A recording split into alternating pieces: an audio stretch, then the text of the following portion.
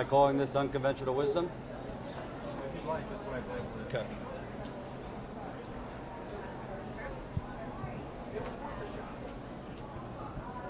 Hey, Jordan with the Young Turks, TYT Politics, here in Radio Row at the DNC, and I've been talking to delegates of Bernie Sanders throughout the day.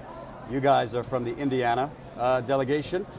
We have Sarah Knowlton, who you're a national delegate, District 2 in Indiana, Anand Balar, national delegate, District 4, and Sanam El Kwesni, delegate for District 1. Did I totally fuck up your name? You got it. All right, Perfect, good. man. So I've been talking to delegates because I'd rather talk to you than pundits. Sure. I've seen quite a bunch of stuff going on. When I was on the floor last night, seemed like a little bit of like if you're doing like a rap battle, a battle between Clinton folks, Bernie folks. You hear so many things. I'm getting texts and tweets, rumors, things that are in the works, and it's hard to tell fact versus fiction. First off, how have you guys been treated in relation to Hillary Clinton supporters, DNC communications people? Have you guys felt like it's been a smooth process so far? I think it's been kind of smooth. It just depends on the Hillary delegate. I think I've gotten some looks like, oh, that young, naive Bernie delegate. But so far, I've been treated pretty well. But I can't speak for them. Like I said, I just get weird looks sometimes. And sometimes people come up to me like, how can you still be like Bernie, like unify? I'm like, I am entitled to my opinion. Like, I have the right to think whatever I want, just like you can think whatever you want. So other than that. And are these generally, I don't want to generalize, but are these kind of the older folks kind of saying this to you? Yeah, definitely. Yeah. What about you? Actually, just today when I went to the delegate VIP lounge, I was going to charge my phone with Sanam, actually. Sorry to cut you off. What is the delegate VIP lounge? It's sponsored by Comcast. Hold that closer. It's sponsored by Comcast, and it's a lounge where there's just a bunch of TVs, and you just chill in there, and they have food, drinks, charging stations. Any delegate could go in? Yeah. Okay. Yep. If you're a delegate from any delegation, you're allowed in. But Sanam and I went to go charge our phones at a charging station. We were just talking about Bernie Sanders, his speech and everything. And this Hillary delegate kept trying to like look at me to see what I was in terms of who I was representing, and she saw my button here. It's a Bernie button. And she was like, yeah, well, those Bernie folks. She said it really loud, not to us, but just really loud to whoever she was talking to. Yeah. She goes, yeah, those Bernie folks, they need to realize that they lost and get over with it. I mean, it's not that easy.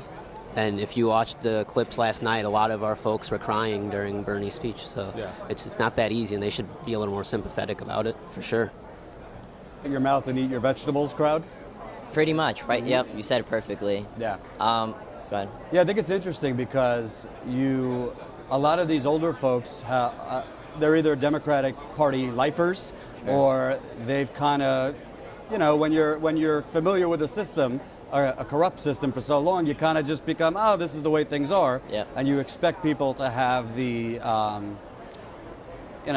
that mentality the same as you. Sure.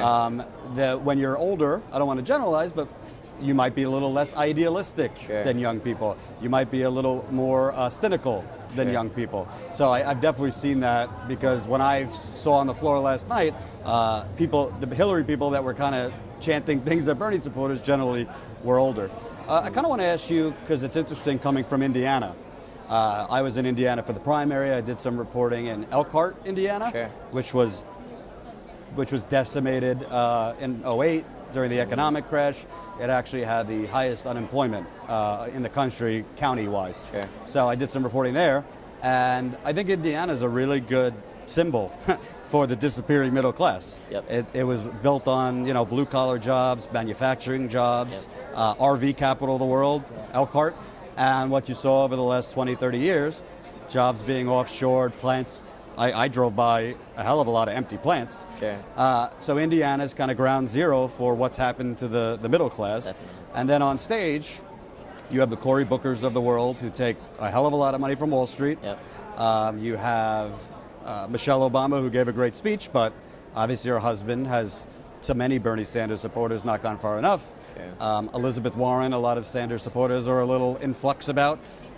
Coming from Indiana, which really has been decimated, the speeches you heard last night, was there anything said that kind of spoke to you and connected? Other than the fact that I really love and respect Elizabeth Warren and Michelle Obama, right when they're about ready to say and support Hillary Clinton, a couple of us were like, no, don't, no, and then our hearts just are breaking constantly because we have these wonderful people that we look up to, these political figures, and they're just preaching at us, Hillary, Unite Blue, all this, and basically, like, we're being basically dumb and naive if we think that Bernie still has a chance. And whether if there's a chance or not, we can still love and support Bernie. So I guess I would have liked a little bit more Bernie and Hillary equality. The one thing that Michelle Obama said was, quote, like, I wake up every morning in a house that was built by slaves. And I feel like that really spoke to people. That actually gave me goosebumps. So that was one thing I really remember. It was great. I did think it was interesting if you're trying to unify. Really, the only like capital P progressive that I saw was Keith Ellison, who introduced Bernie Sanders. Elizabeth Warren, we could make our arguments about it. She obviously spoke, but most of the surrogates that spoke were all Hillary Clinton. So it doesn't really speak to a party that was trying to ingratiate themselves to someone who won 46% of the states and his followers. I wanted to ask because.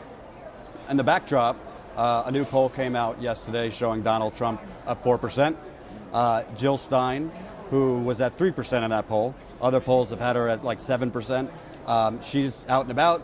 My colleague Jimmy Dore just interviewed her. You can watch it on TYT Politics. So basically, a lot of the Clinton supporters are saying, you're going to hell if you vote for anyone other than Hillary Clinton. I don't tell people what to do. It's your vote.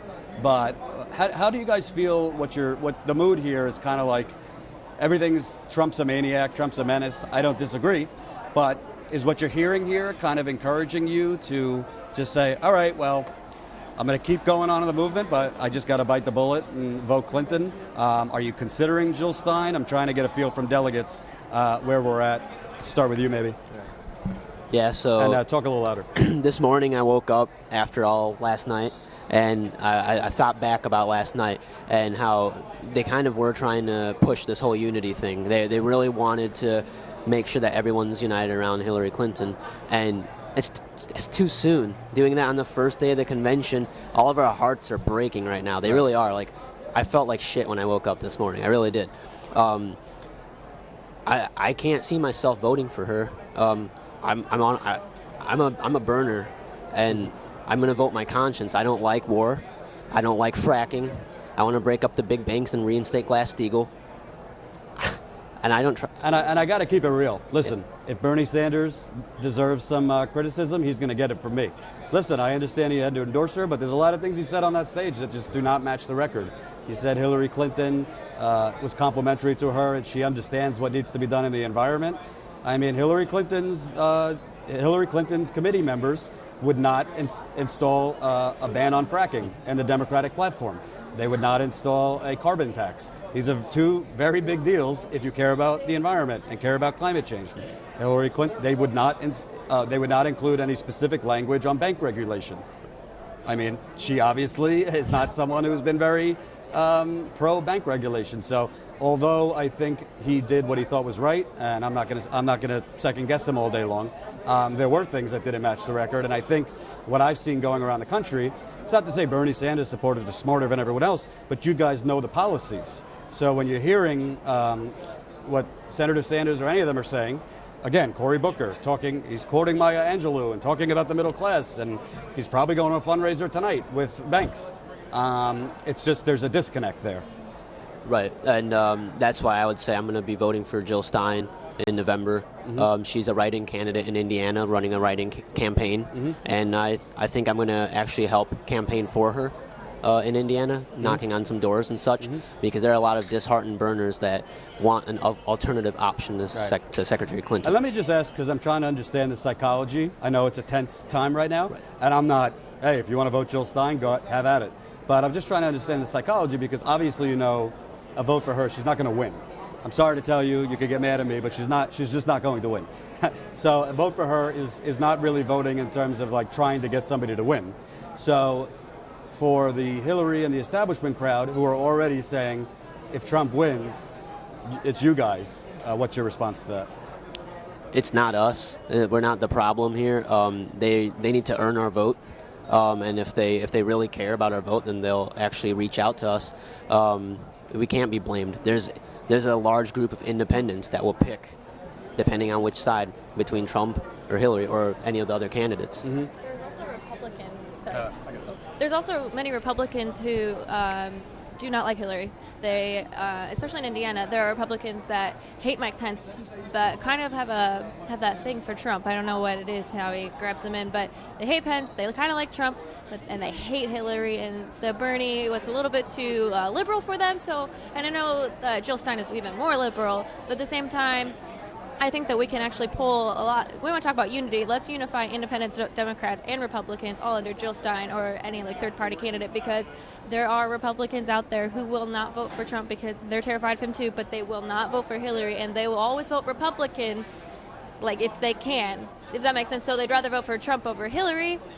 But if we can give them that third option, maybe there could be like a way for it, I guess. Something that I want to ask, because you guys are from Indiana. I was at the RNC last week, and I covered Trump on his speech. And besides just wanting to vomit myself, I got to tell you, if you're not someone who's a diehard political activist or you don't really pay attention, this is your first time paying attention. You live in Pennsylvania, you live in Indiana, you live in Michigan, you live in Ohio, Illinois, the Rust Belt. The guy has an appealing message. It's scary because it's bullshit, but you know some of the our most recent presidents got there by fooling America. Yeah. So coming from the Rust Belt, when you hear him talking about, I'm going to bring our jobs back. No specifics, but all these things. Do you see? It's not about do we like Trump, but do you see it being an appealing message? Because these are Pennsylvania, very important. Ohio, one of the most important states. And Hillary Clinton has failed to kind of make a clear message why somebody who's been pro-trade her whole career, why someone who, I don't really know her economic plan other than she says, let's lift wages. There's not a lot of specifics there. Do you worry, coming from the Rust Belt, that Trump is going to be able to resonate? I think that Trump will take Indiana, unfortunately. There's a lot of, like you said, it's kind of ground zero for the middle class, and that definitely resonates, especially like where I live. You can just see it everywhere throughout Indiana. Well, Indiana's Republican, so let's just put that. Right. But there was a lot of Bernie support throughout Indiana. In fact, Indiana is a red state, but South Bend, Indianapolis, and Bloomington are all very, very liberal cities, and they're all very large populations. So I feel like Indiana could possibly be a swing state, but unfortunately, I think it will go Trump. And in the greater Rust Belt, Ohio, these states, obviously we don't have a crystal ball. But do you think Trump? I'll ask you. Do you think Trump is going to resonate? Because if he, let's say, he wins Ohio, maybe Wisconsin, maybe Pennsylvania, it gives him a clearer path. Sure. I would say from my own personal experience, I have a lot of colleagues. I work at CVS, so I float a lot around my district, and a lot of times I work out in I work a lot more in the rural areas. So I've seen a lot of, I've worked with a lot of Trump supporters, and the reason they support him is because there's so many like steel mills closing, and I also live in the 1st District, which is close to Chicago. So you see like the Nabisco moving out to Mexico. You see a lot of our jobs being shipped out. Mm-hmm. So a lot of his message really resonates with them, and they're just sick of establishment politics who aren't really standing up for them. Mm-hmm.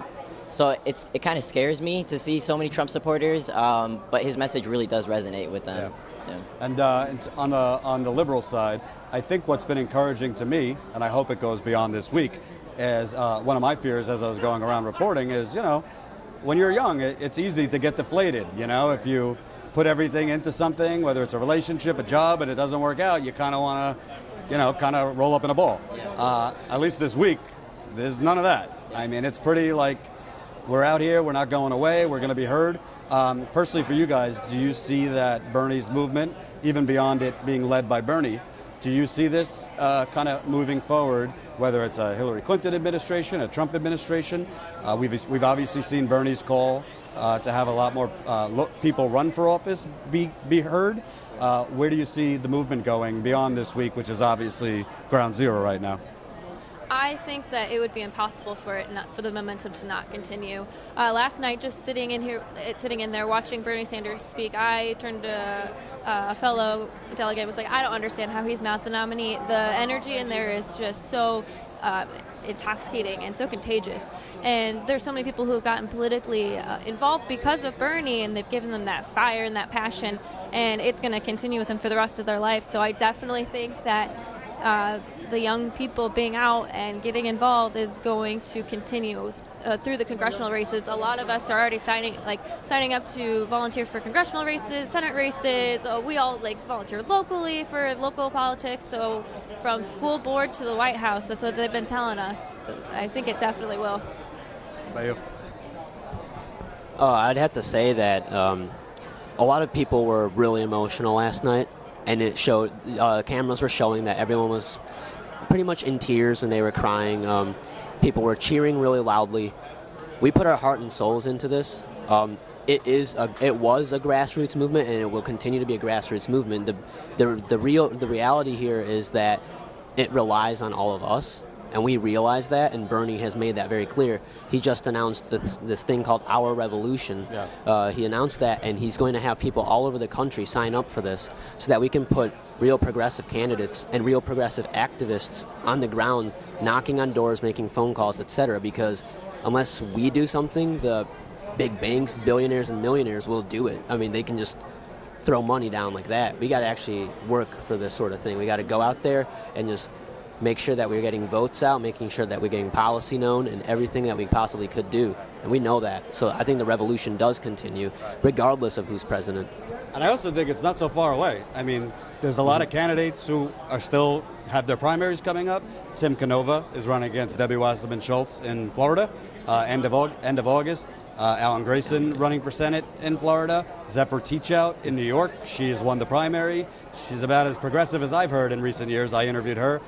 She's going to be running against the Republican in November. And a lot of on the local and state. I'm talking like all the way down to county clerk. There's a lot of Bernie-crats, as we would call them, running. So it's not like we're talking 2017 and beyond. We're talking this year. So I think the movement will coalesce around that too. And last question. Now that Bernie's spoken or whatever, what's the plan this week to continue, your activism? If you want to break news, if you guys are staging anything or whatever, what's your guys' plans other than, holding your tongue and trying to just make the best of it? So one thing that we're doing actually later is that we have these signs, and it says, Pence, you're fired. And it has nothing to do with Bernie. It's kind of bringing the Indiana delegates together, not so much as unity under Hillary Clinton, but as unity as a state. Because no matter who wins, we can't have Mike Pence be. And we should tell the audience, Mike Pence, as governor of Indiana, has put in some of the most extreme policies in terms of abortion. So much so that women kept calling his office to tell them about their periods. I think it was called Periods for Pence? Yeah, Periods for Pence. And he's also had very terrible LGBT discrimination laws that were put into place. So, and take it from Hoosiers, you don't want him in the White House, but also like he said, vote with your conscience. But we need to do, whether if it's Unify or Jill Stein or any third party, vote for your conscience, but just know that we can't have Trump, because take it from us, Governor Pence is awful. Yeah, what are you looking forward to the rest of this week? I'm looking forward to seeing all the burners that are gathering here. 750,000 supposedly arriving in Philadelphia, 1 million by Thursday. Yeah. When we walked into the convention Wells Fargo Center, we were cheered on by hundreds of Bernie activists. I see more protesters, or whatever you want to call it, here than in Cleveland, and I was told to, guard your life going outside. It's definitely been more energetic here. Yeah. Yeah. And how about you? Well, going on going on after Bernie's spoken, we're definitely still not going to be silent. There's some things that we still want to get addressed. So one thing, if this is breaking, I guess, I'm not sure if you've heard anything. Hold it up. Look out for the Obama speech. Just look into the crowd and see what's going on. That's all I want to say. No. Hold the mic. So Obama's speaking tomorrow, I believe. He is speaking tomorrow night. I could look out into the crowd, but are Sure. we talking like shirts? Are we talking megaphones? Are we talking... I want you guys to be surprised. Just look out, and then you'll see exactly what happens. Yeah. Look out at Indiana, or just look out... The entire delegation. Yep. Okay. Yeah. So President Obama, I hope the Secret Service isn't watching. It will be nonviolent, I hope. Can't make any promises. Okay, I'd be careful. Hopefully they're not watching. All right, thank you guys. I really appreciate it, and keep burning on, I guess. Feel the burn. Thanks, Thank guys. you.